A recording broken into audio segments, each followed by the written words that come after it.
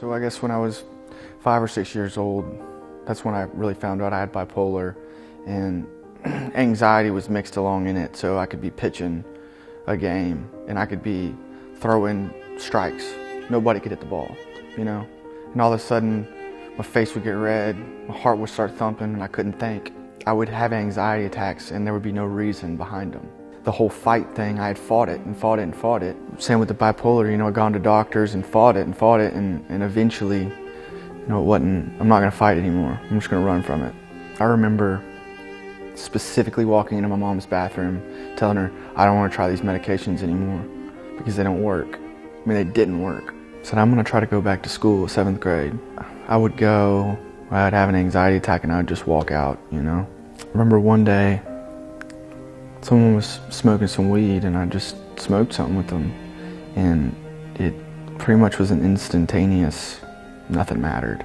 That's what it was, I mean, to me, nothing mattered. And so I found out that, hey, I know that school's gonna create anxiety for me, so I'm gonna smoke some weed before I go to school. I mean, that's how it started. I used it to self-medicate. I was medicating a problem that was beyond my control. I just wanted to make it without being depressed, being anxious, feeling like dying. I just wanted to make it, you know? And at that point, if I was sober, I felt the opposite of all that. I felt like I was in a very, very low place. I mean, this had to end, whether my life ended or I didn't know. And I was living in an illusion. I could not differentiate what was true and what was false in my life. I couldn't see anything clearly. And I was walking down the road. It was snowing in Alabama, February. I was talking to God and I was getting pretty loud with it. And I'm sure if anyone saw me, they would have been, look at this crazy guy. So there was a little bit of anger there because I just asked him, why can't you help me? Why can't you help me? I've done everything that I think I could do that I know is right. I've got myself help, and I've tried and I've failed, and I've tried and I've failed, and you know, it was from my gut. I was mid talking, and from my gut he said, I'm not going to do it for you. When you hear yourself on a recording and you say, that doesn't sound like me, that's how it came out of my mouth.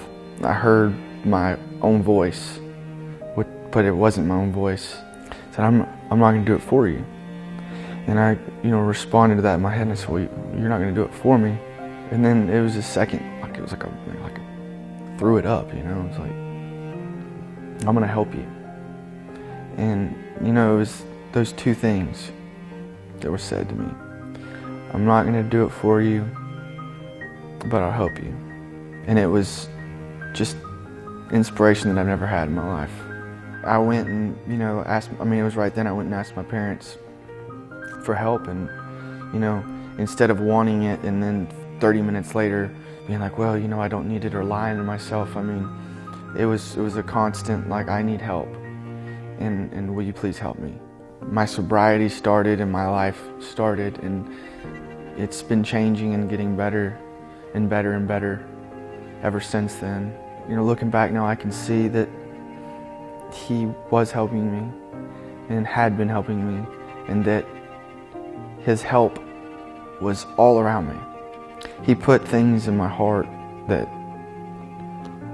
I would have never imagined would be there. My whole life I was just trying to help myself, because I know that if I'm struggling, if I help someone else that's struggling, it helps my struggle.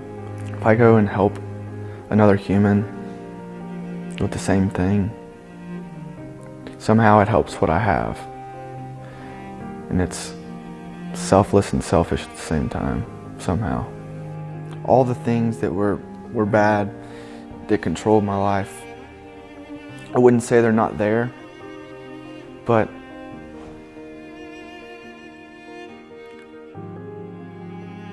they don't control my life. Because addiction controlled me. I almost lost my life to it. God worked in my life. God works in my life. And that to me was the biggest mountain that I thought would never be moved. And it was moved. And He's answered my prayers. And in turn, I know He can do it.